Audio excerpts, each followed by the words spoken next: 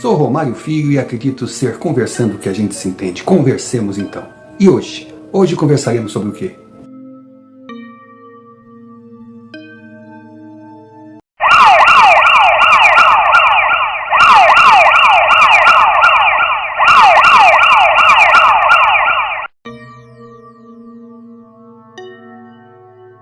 Senhor Romário, sou o Capitão Teixeira. Inicio esse relato dizendo que para o seu canal eu bato continência. Sou neto do Sargento Teixeira, filho do Tenente Teixeira. E o meu filho é o arquiteto Júlio César Teixeira. Que foi? O senhor estranhou o meu silêncio? O movimento que eu fiz com a boca? Bom, não repare. Esse movimento faz parte da minha imagem. É a minha marca registrada. Chega a ser algo assim que eu não posso controlar. Diante de dúvida, preocupação, medo, ou seja, qualquer sentimento que saia do normal, lá estou eu com a boca. Mas por que eu fiz esse movimento agora? Bom, primeiro, por imaginar que o senhor pode ter se surpreendido, pois muitos não entendem a sequência, né? Sargento Teixeira, Tenente Teixeira, Capitão Teixeira e o arquiteto. Arquiteto e decorador. E aí, também eu fiz esse... por pensar que alguém pode até, sabe, naquela maldade, dizer, sei, filho de militar criado com vó, esse dorme na caixa. Bom, primeiro, eu acho uma baita discriminação para a profissão. Acredito que o fato da pessoa ser um profissional da arquitetura, da decoração, não obrigatoriamente o coloca na posição do entendi. Olha, eu não sei se o meu filho teria tendência para esse lado, mas se tivesse, respeito. Fui educado num regime militar, mas que me ensinou principalmente a aceitar as diferenças. Muitas talvez a gente até não concorde, mas não somos ninguém para julgar. Se ele fosse, continuaria sendo meu filho. E eu teria o mesmo amor e o mesmo orgulho. E se ele é, eu vou lhe dizer, seu Romário, é um excelente ator. Deveria até seguir a carreira. Porque quando jovem, pegava todas as meninas do bairro, casou com uma mulher espetacular, a minha norinha querida, e me deu 2 netos incríveis. Mas daí o senhor pode perguntar, essa questão em si tem a ver com o foco do relato? Sem dúvida eu posso lhe garantir. Não. Mas se não, por que eu comecei dessa forma? Bom, para concluir dizendo que o senhor não consegue mensurar o alívio que eu tive quando meu filho, todo assustado, sem saber a minha reação, meu único filho, chegou para mim e disse que não queria seguir a carreira militar. Nossa, eu abracei o cara, mas muito obrigado, meu filho. Pelo menos eu sei que você não irá correr os riscos que o seu pai, o seu avô e o seu bisavô correram. Eu sei que você não terá uma vida tão sofrida, com salários bem abaixo daquilo que quem está sempre no fronte mereceria ganhar. Então eu fiquei muito feliz. Feliz porque eu pude prever o que hoje acontece. Meu filho, realizado na sua profissão, tendo uma vida tranquila, sem ter que sair toda manhã, beijar a esposa, beijar os filhos, num tom de despedida, sem saber que irá voltar e, principalmente, ganhando mais do que ganharam meu avô, meu pai e eu. Sim, nós sempre fomos militares. Polícia Militar de São Paulo. Vocação, ninguém nos obrigou, não há arrependimento. No final da correria, resta aquela satisfação do dever não reconhecido, mas cumprido. Só que o sargento, o tenente e o capitão Teixeira tiveram um diferencial. Eu cresci, seu Romário. Eu cresci ouvindo meu pai falar e me mostrando aquela garrafinha. Sabe, uma garrafinha assim, branca, transparente, mais ou menos no modelo, para eu tentar exemplificar, daquelas garrafinhas pequenas de cerveja. Aquelas, parece um barrilzinho, né? Uma coisinha chatinha assim, gordinha. E ali dentro tinha uma imagem. Uma imagem que eu, honestamente, cresci olhando para ela e não conseguia identificar. Aí eu perguntava para o meu pai, eu lembro, fui crescendo, fui entrando na escola, catecismo, primeira comunhão. Eu dizia, pai, que santo é esse? Que santa é essa?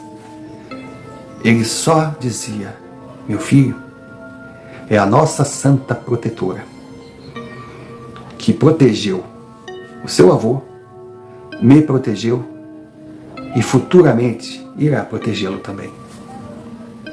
Segundo meu pai, aquela imagem que ele guardava no alto de um armário não era um altar, não, mas era algo intocável, ninguém sequer chegava ali para limpar. Ela era protegida. E outra, ela ficava de frente para a porta de entrada da casa e ficava num local iluminado. E meu pai não chegava ali, rezava, nada. Ele apenas seguia a sua rotina. Acordava de manhã cedo, tomava o seu café, botava o seu uniforme, beijava a família, passava pela imagem e fazia assim. O que ele dizia em pensamento, eu não conseguia traduzir. Quando ele voltava de casa para casa, todo derrubado, todo cansado, muitas vezes machucado, ele olhava para a imagem e só fazia assim. E essa foi minha vida. Só que as histórias que eu ouvia a respeito do meu pai, cada vez me fazia mais adorar aquela imagem. Cara, era capotagens, era perseguição a bandidos terríveis, era invasão em áreas perigosas, era troca de tiro. E tinham colegas que diziam que enquanto outros eram alvejados, muitos mortalmente, as balas pareciam que desviavam do meu pai. Nossa, como eu agradecia aquela imagem, independesse de que fosse ou de quem fosse. Eu sabia que era do bem e tornava meu pai imortal. Assim foi. Assim foi até os meus 15 anos, quando eu ouvia assim notícias, nossa, policiais caíram numa emboscada num determinado local, estão pedindo reforços, tem gente baleada, gente morrendo. Eu já pensava, não é a turma do meu pai, e se for, ele está bem. E olha, seu Romário, era o que acontecia. Impressionante. Ele só comentou sobre a imagem com os familiares, os mais próximos. No quartel ninguém sabia. Mas tinha uma época que ele era conhecido como Tenente Corpo Fechado. Teve uma história impressionante de um vagabundo que estava entrando na cadeia com as mãos algemadas. Mas num descuido, tinha, sabe aqueles... Era uma espécie de prego, sei lá, que ficava nas mesas, que eles colocavam papéis, porque era o mundo do papel, né? Não existia internet. Pois bem, meu pai escoltava aquele homem. E num descuido qualquer, o homem pegou aquele objeto pontudo, virou e cravou, mas ia direto no coração do meu pai. E foi pego de surpresa, sem reação. Pois o cara cravou exatamente no distintivo. Aí diz a lenda que o meu pai fez assim, ó. Puf! O sujeito amontoou. Aí ele olhou, estava aquela coisa pontuda, que tinha entrado um pouco no seu corpo, então estava ali. Ele puxou tinha sangue.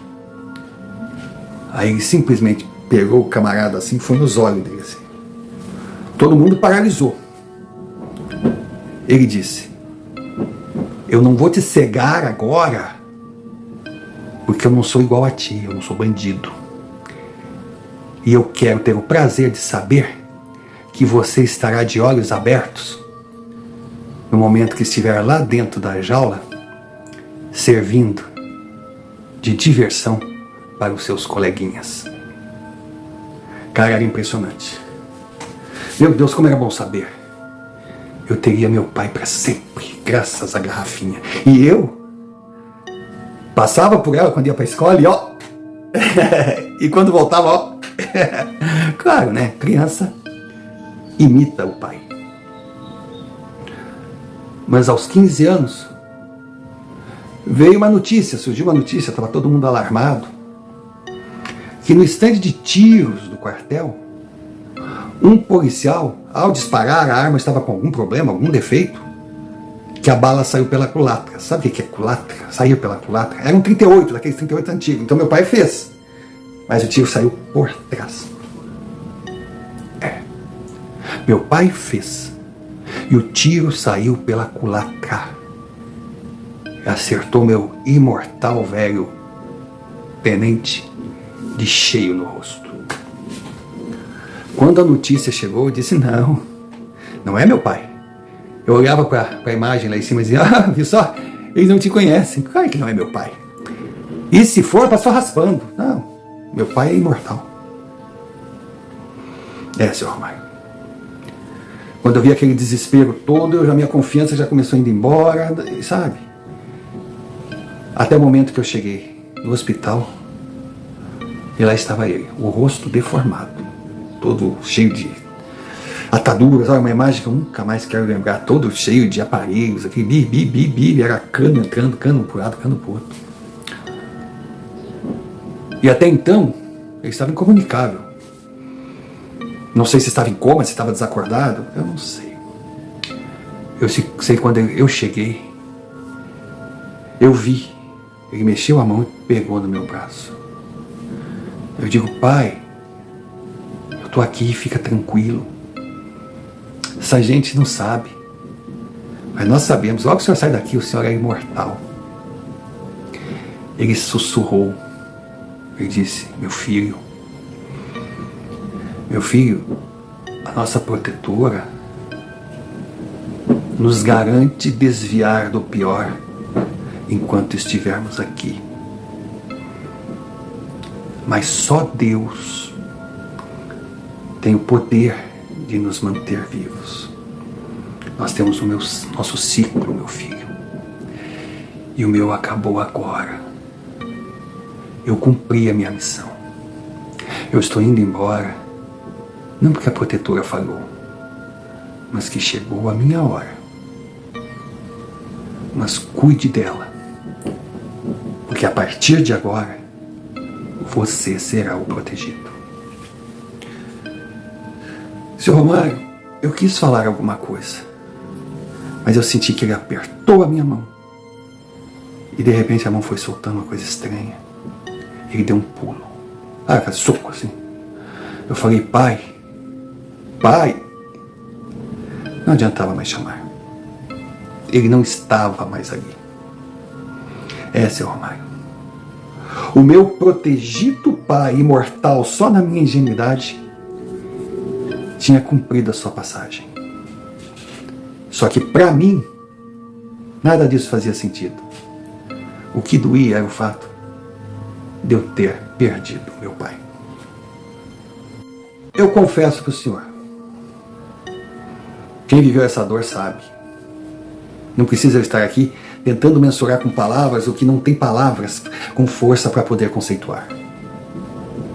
Foram 3 anos. 3 anos que eu nem olhei para a garrafa. Eu a ignorava.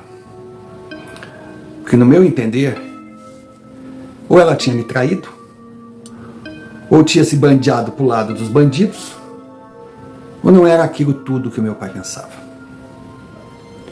Aí eu entrei na academia, Fui um dos primeiros da turma. Me formei. Foi uma festa linda. E ao chegar em casa, seu Romário, era um final de tarde já estava escurecendo, era outono. As luzes estavam apagadas. Mas quando eu entrei na minha casa, eu vi a imagem brilhando. Ela iluminava aquela parte do armário. E vi meu pai, fardado. Aquele traje a rigor, ereto, orgulhoso. Eu olhei para ele assim, pai. Ele não me disse nada. Mas eu sentia que ele estava ali para me parabenizar e me mostrar a verdade. Aí mais uma vez eu disse, pai, quando a minha mãe falou, oh, pelo amor de Deus, o que está acontecendo? Aí eu vim. Ela não entendeu nada. Como também meus tios que entraram ali, ninguém entendeu nada. E acenderam a luz, estava normal. Aí meu tio falou, tu tá louco, cara? Eu digo, não. Eu recebi uma visita linda agora. Aí minha mãe falou, tomara que seja a única, senão a próxima vai ser o psiquiatra com camisa de força. Eu dei risada. Eles saíram. A minha priminha estava junto, dizendo, cada uma que acontece. Aí eu cheguei perto do armário e não falei nada. Olhei para cima e ó. Seu Romário, a academia é linda, os treinos são maravilhosos, a preparação é incrível.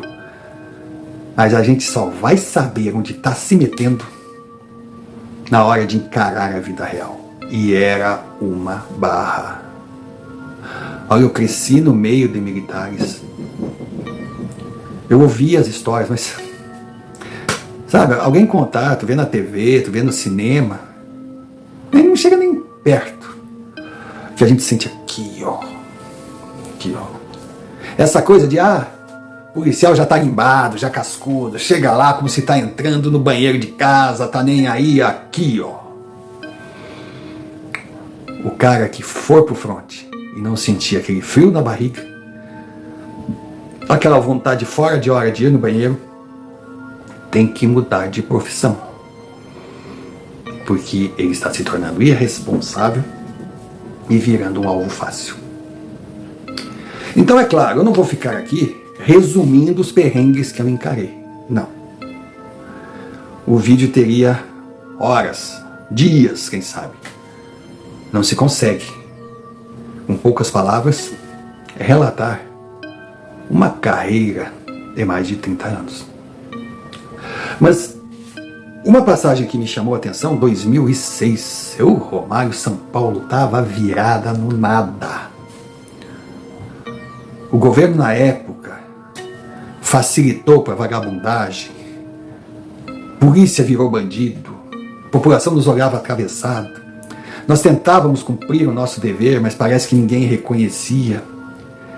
Eu sei que o tal do PCC criou asa e resolveu mostrar força, e chegaram a avisar.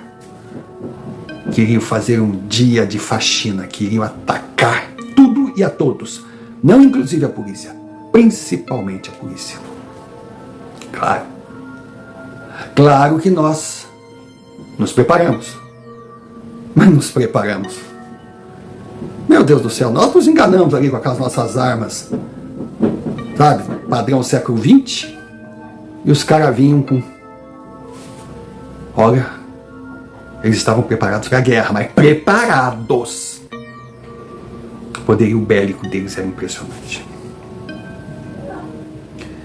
Muitos ataques eram informados pelo rádio, gente já desesperada, trocas de tiro, foi o cão. E nós víamos de carro, assim.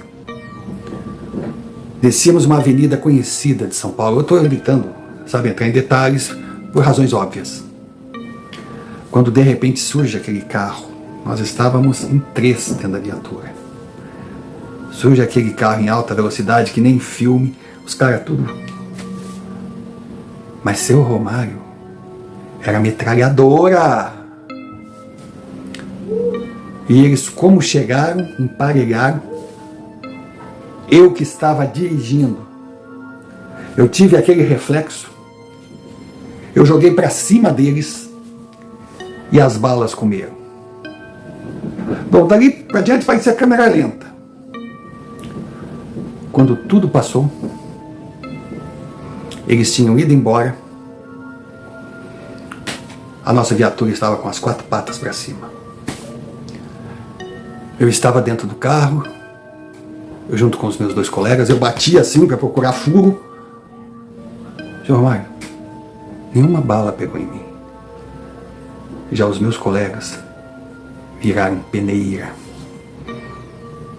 Partiram dessa para melhor, sobrando para a família uma medalha, uma bandeira e muita saudade.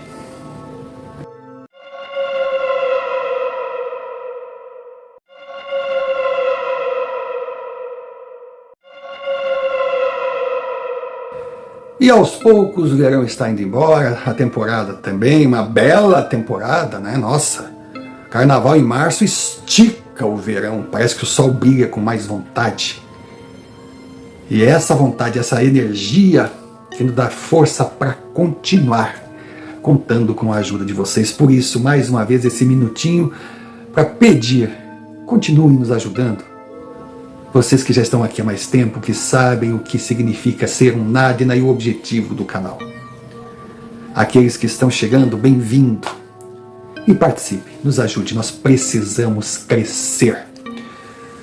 Temos que alcançar as metas impostas pela plataforma para entrarmos na primeira divisão do YouTube, ou seja, 1.000 inscritos, 4.000 visualizações ano. Aí sim, aí o canal poderá seguir com força, com gás. Então, se você não está inscrito, inscreva-se, deixe seu like, compartilhe, clique o sino de notificações para receber mais vídeos por nós produzidos e comente. Porque se você se inscrever, se você deixar like e comentar, mostrará ao YouTube que o nosso canal tem um conteúdo interessante. Assim eles vão abrir as nossas notificações e os nossos relatos chegarão ao maior número de pessoas possível. Então, nos ajude. E se por acaso achar que a gente merece, envie-nos um Pix.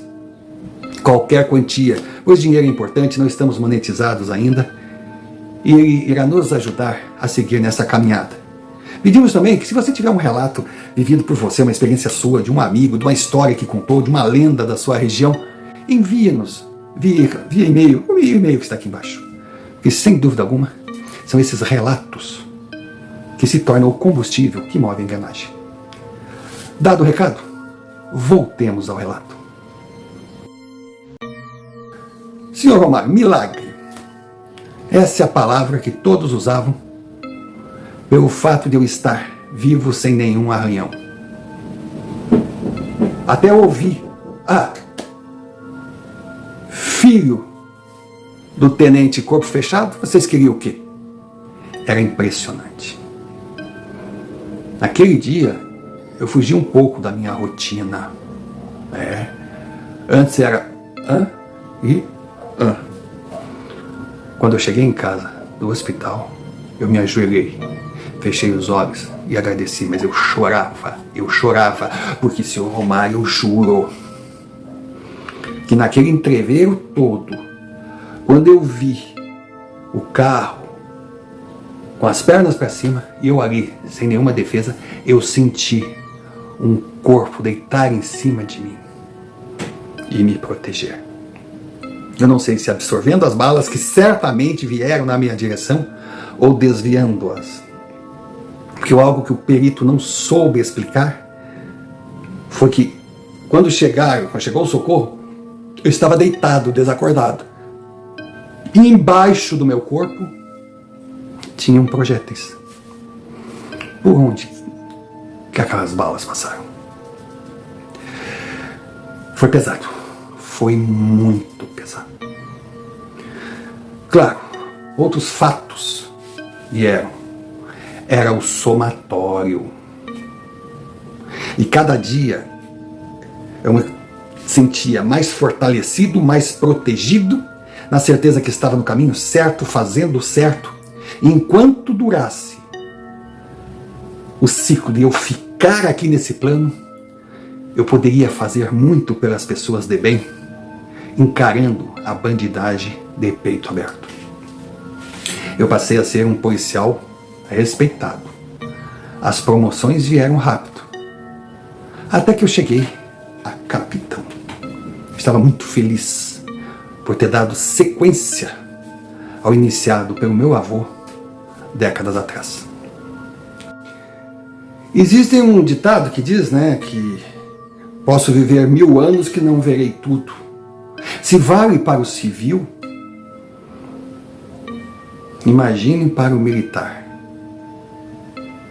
E olha, a cada dia que eu saía para trabalhar, eu mais me convencia que nada tinha visto e que o pior poderia vir. E olha, algo assustador aconteceu. Senhor Romário, nós recebemos um chamado. Na hora que o rádio tocou, nós nos olhamos, nós não acreditamos. Não, isso aí não pode ser verdade. Mas vamos lá. Uma atrocidade. Uma atrocidade no meio do nada. Uma estrada de chão, descendo a serra, já passando a área urbana de São Paulo. Era um local aberto, cheio de velas, cheio de fitas, cruzes. Seu Romário, 3 fotos de crianças. Sabe, bebezinho um pouquinho maior. Senhor Romário, as fotos das crianças estavam nas árvores. Uma mais linda que a outra, uma mais inocente que a outra, uma mais feliz que a outra, uma com mais vida pela frente que a outra. E no chão, aqueles corpinhos minúsculos, queimados. Olha, puta, eu tinha minha filha, eu tinha o meu filho. Meu Deus, meu Deus. Aquilo doeu, nós éramos soldados preparados, mas ninguém está preparado para aquele crime hediondo. Nós ficamos paralisados. Quando, de repente, ouvimos uma risada horrorosa, estarrecedora, que gelou o local e fez as árvores, se movimentarem sem vento. Nós olhamos um para o outro. Nem sacamos as armas, porque sabíamos que elas não teriam utilidade nenhuma. O que nós estávamos enfrentando era algo que nunca, nem nos piores pesadelos, nós imaginamos ter que encarar. Pensa num cagaço. Senhor Romário, quando a gente está contando algo a respeito de policiais, as pessoas automaticamente associam a máquinas treinadas. Elas enxergam o uniforme. Esquecem que por detrás da farda tem seres humanos, pais, filhos, gente que tem família, sentimento. E aquela cena foi acima do imaginável, do aceitável, que foi uma aberração. Acredito eu que seja um dos ápices da selvageria humana, até onde pode chegar o ser humano. Soldado Raul mais jovem, vomitava. Soldado Anderson tentava consolá-lo, mas também em lágrimas. E eu por ser o mais velho entre eles, tinha que lembrar que eu era um policial. Então tentei me manter firme, profissional. Tentei não pensar naquilo que eu estava vendo. Na verdade, eu engoli a indignação e as lágrimas que teimavam em correr. Logo eu lembrei da minha protetora. Eu vi aquela garrafa brigando ao lado do meu pai, elegantemente uniformizado. Eu percebi que o que eu fizesse a partir dali poderia ser algo mais para chegar até os responsáveis. Aí como eu queria chegar até eles. Logo veio as palavras do meu pai que dizia: se você chegar numa cena do crime, limite-se a ser policial militar e guardar o local. Não toque em nada. Para isso existem os peritos, a polícia técnica, cada um no seu quadrado. Então, de cara, eu falei para os meus 2 colegas: vamos cercar o local. Cuidado onde pisam. Não toquem em nada. E nós estávamos com a viatura estacionada na frente das árvores. Aí, lógico, farol ligado. Então estava bem iluminado. Ligamos, pedimos apoio, demos a localização. Aí seria só aguardar. Mas também eu tentava pensar de uma forma técnica para não me deixar envolver com aquela cena. Senão eu ia largar tudo, eu ia pegar a viatura e ir embora para casa, abraçar meus filhos.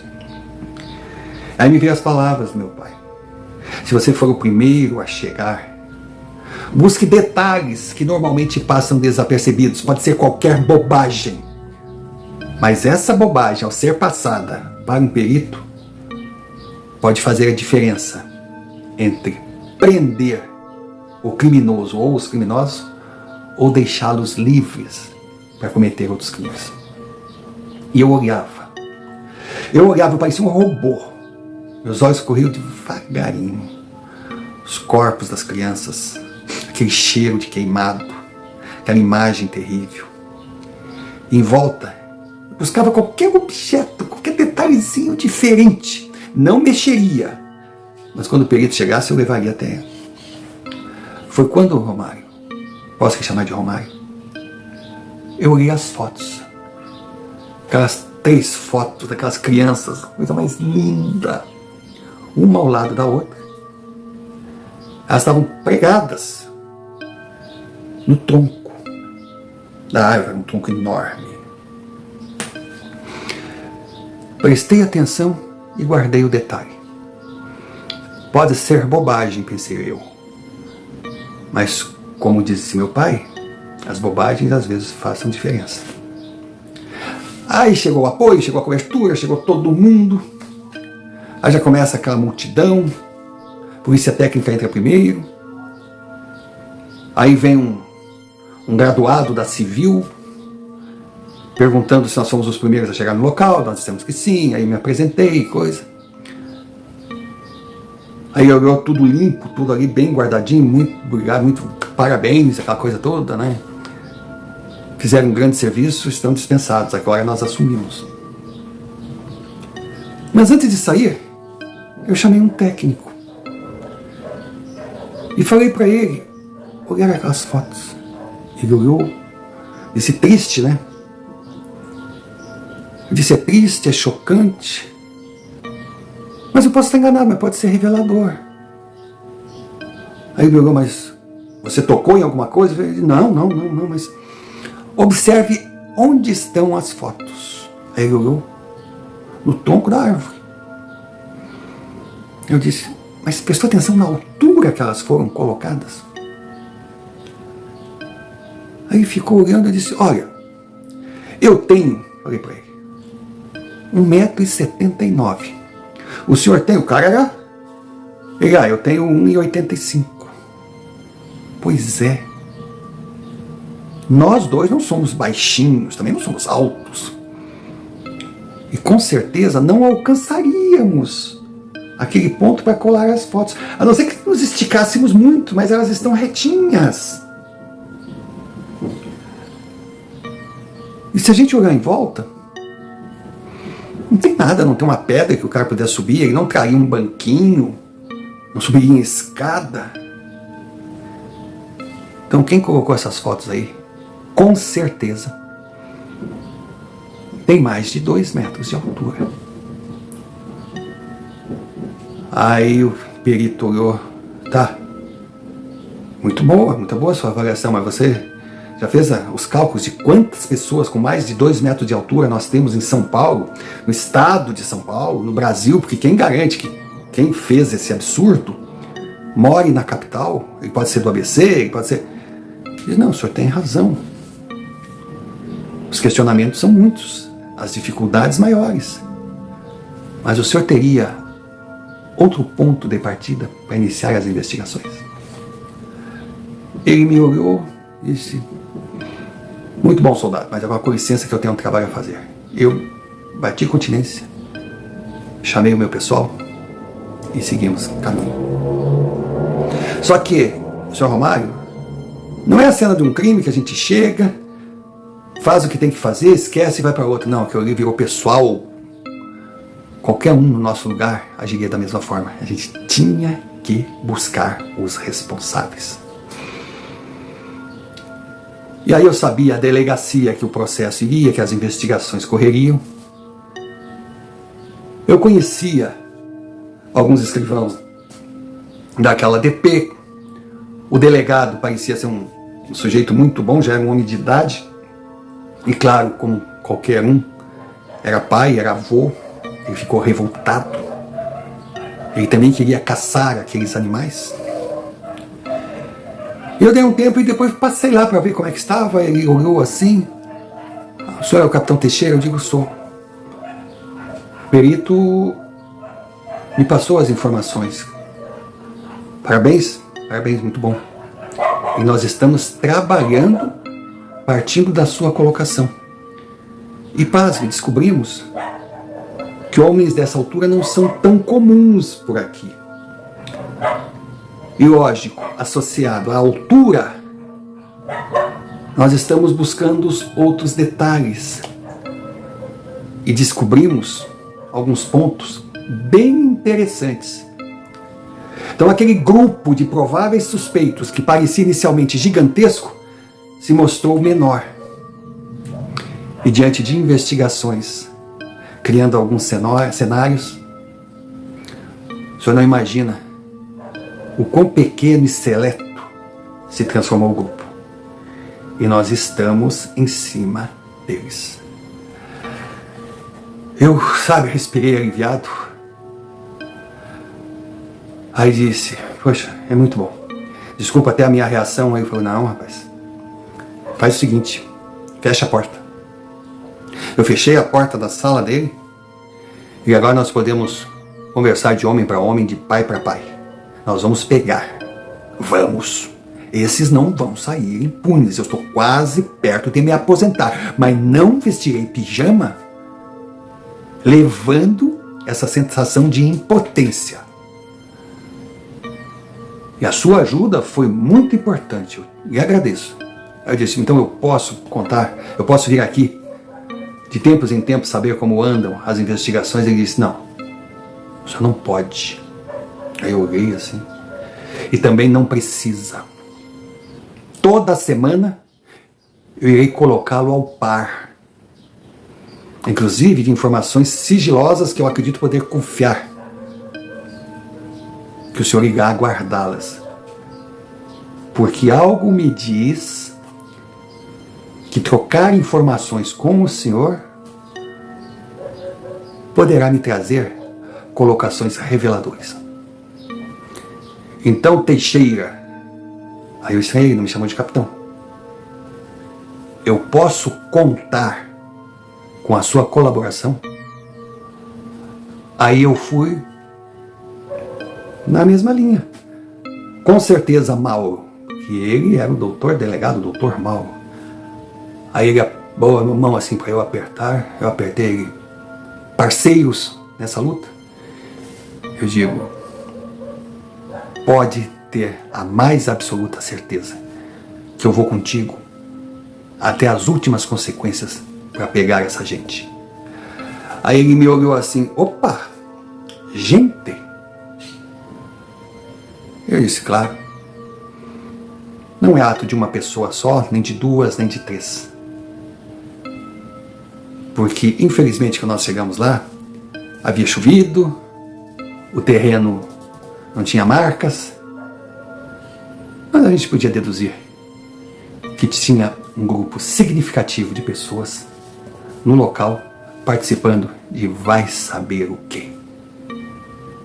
A morbidez do crime deixa claro que é por aí que devemos seguir, deixar-nos guiar pelas imperfeições humanas, pois em quem é capaz de cometer um crime desse porte demonstra estar longe da coerência e da lógica.